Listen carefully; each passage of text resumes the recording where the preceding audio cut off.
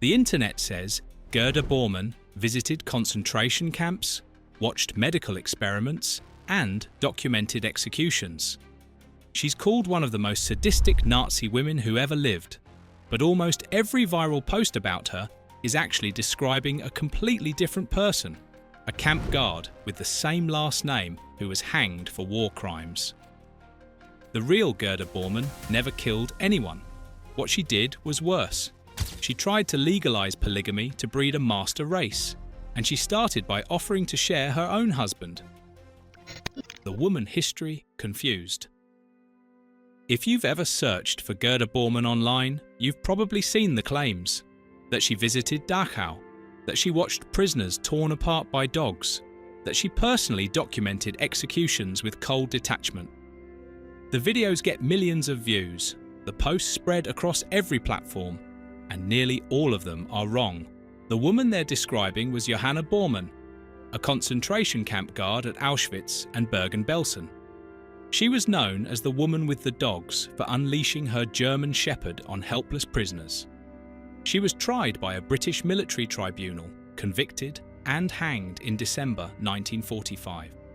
The real Gerda Bormann never worked at a camp, never pulled a trigger, never stood over a mass grave. The shared surname created a conflation that spread through the internet like a virus, merging two completely separate people into one imagined monster.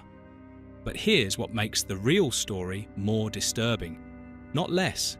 Gerda Bormann's crimes didn't require her to set foot in a death camp. She didn't need to watch experiments or release dogs on prisoners. Her contribution to Nazi horror was something far more intimate. She tried to redesign human reproduction itself. If this is the kind of deep dive you're into, subscribe, because this story is just getting started. Born into Nazi royalty. Gerda Buch came into the world on October 23, 1909, in Konstanz, Germany.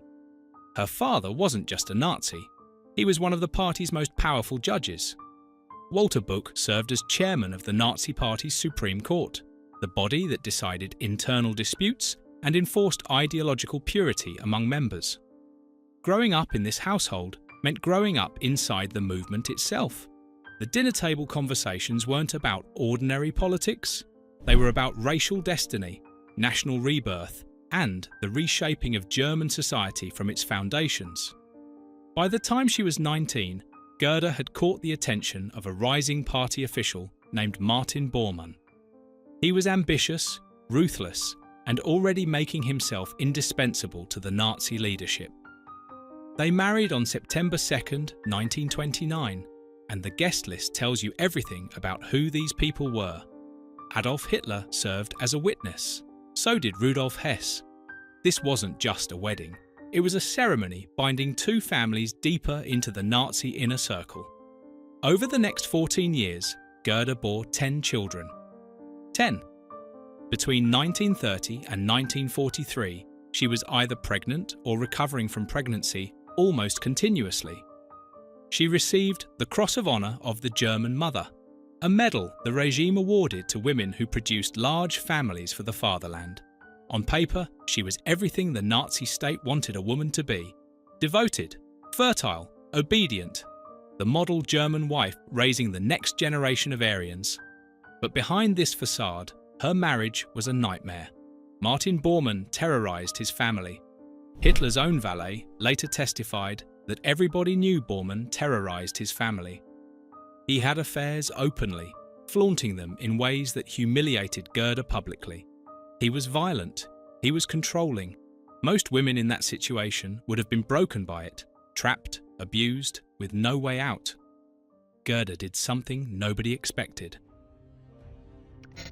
The affair that changed everything.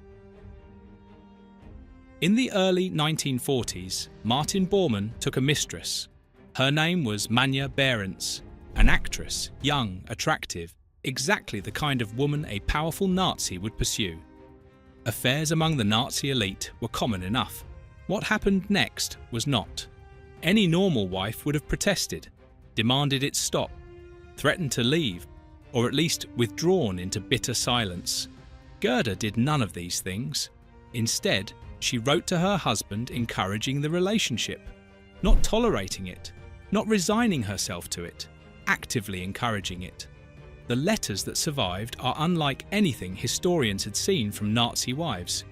Gerda offered to share household duties with the mistress. She proposed drawing up legal documents to formalize the arrangement, making Manja a kind of official second wife with recognized status. She wrote warmly about the other woman, suggesting they could all live together, raising children as one extended family unit. This wasn't weakness, it wasn't resignation, it wasn't a broken woman accepting her fate. This was ideology taken to its horrifying conclusion.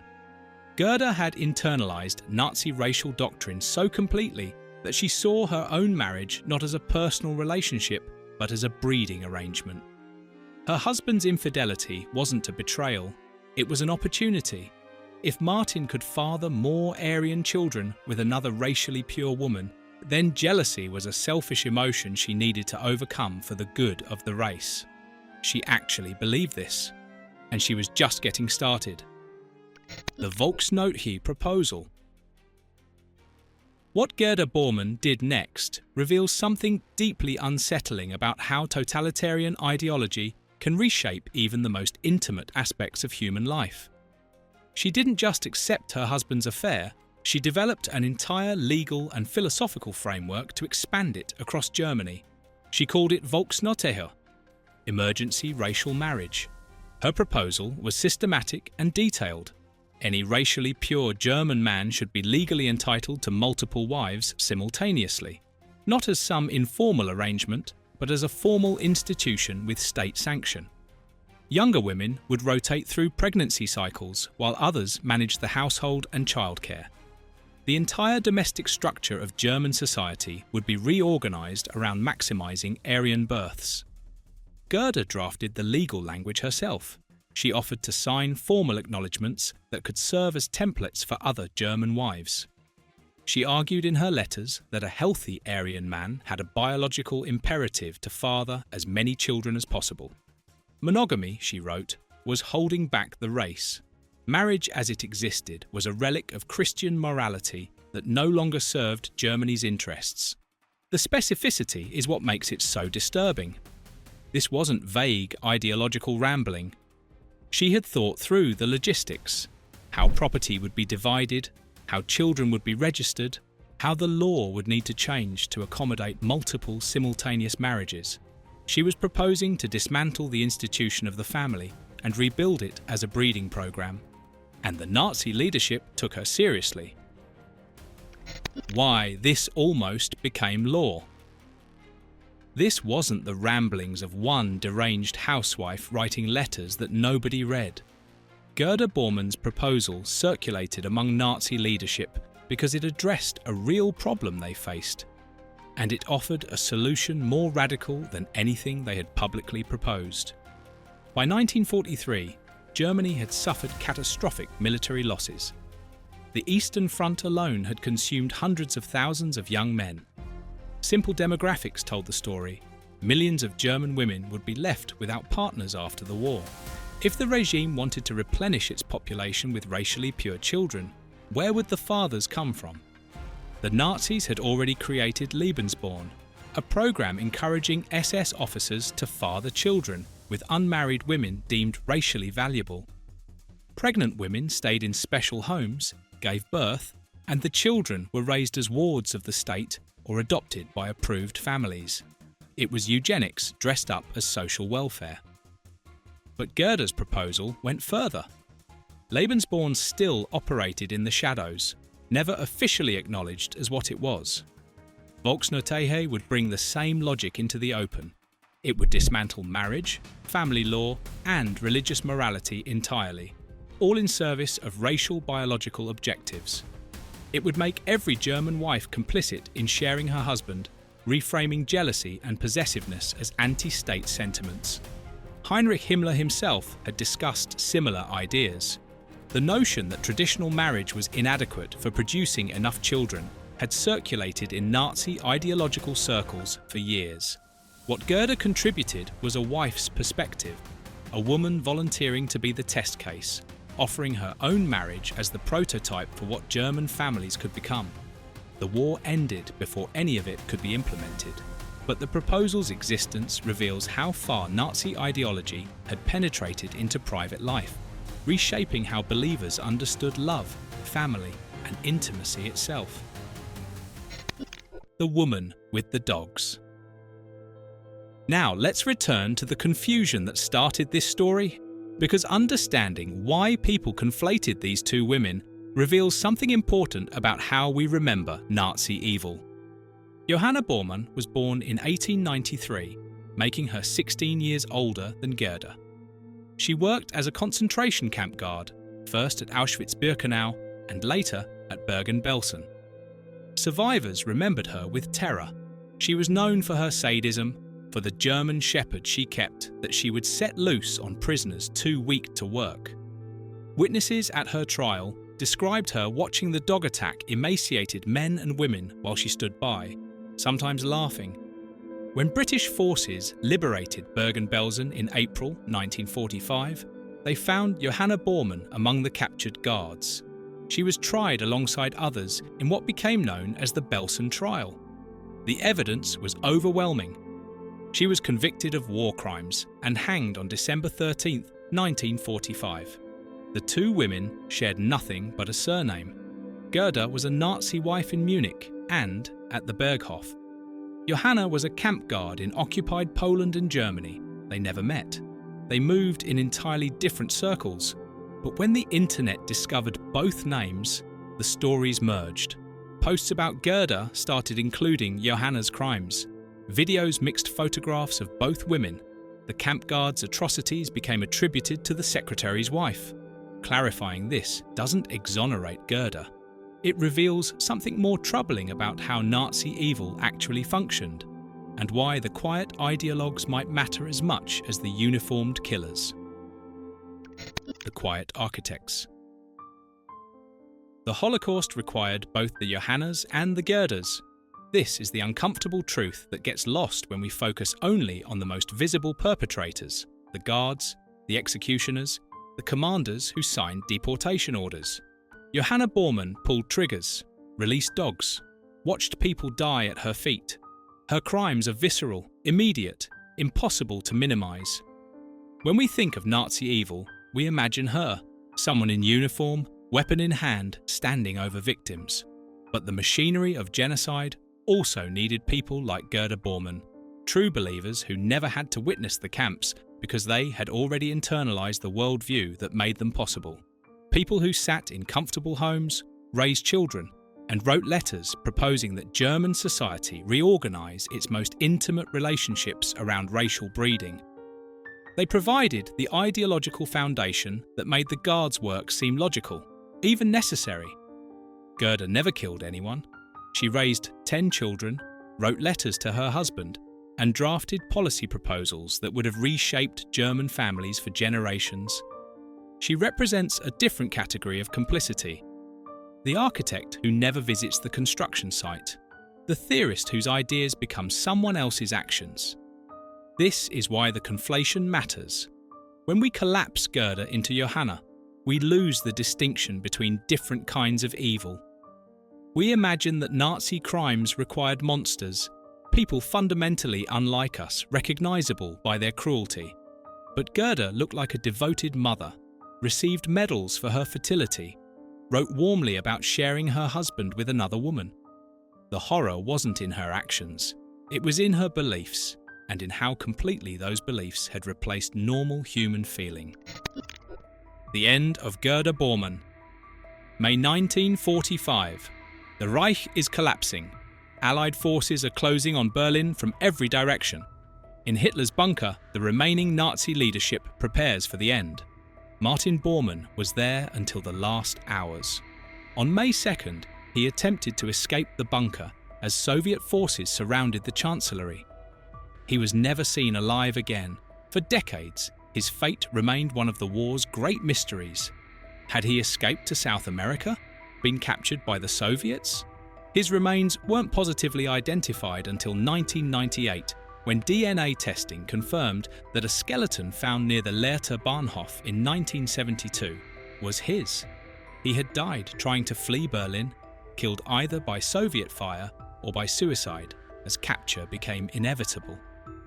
Gerda never learned what happened to her husband.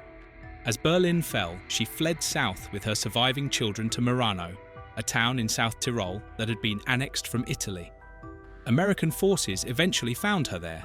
They interrogated her about her husband's activities, about what she knew, about the inner workings of Hitler's court. But they didn't prosecute her.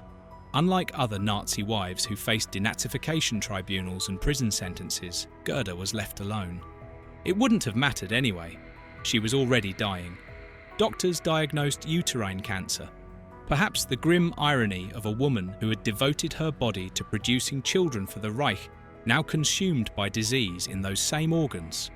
She died on March 23, 1946, at 36 years old. No trial, no public accounting, no moment where she faced what her ideology had enabled. Her children were eventually adopted by a Catholic priest who worked to raise them outside the shadow of their parents' legacy.